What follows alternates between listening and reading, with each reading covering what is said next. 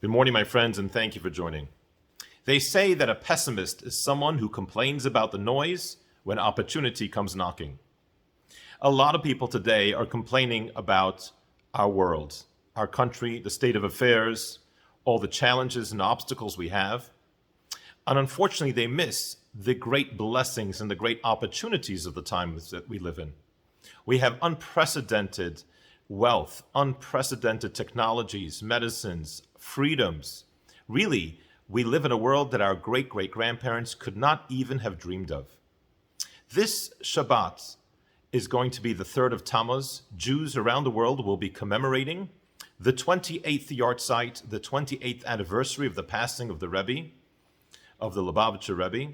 And one of the Rebbe's great, wonderful personality traits, a trait that he personified so beautifully, was his positivity, his unrelenting optimism, to see the good in every individual, to see the good in every situation, to be pragmatic and realistic about the challenges, but on the other side, to look for and see the opportunities and the good.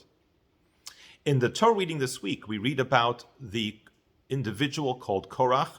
In the Torah, he's known as a villain. He's known as the one who led a mutiny against Moses.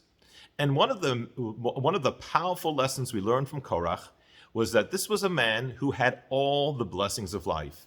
He was wise, he was respected, he had a large family, he was extremely wealthy, he was extremely powerful, except that there was one thing he did not have, which was he wasn't the high priest.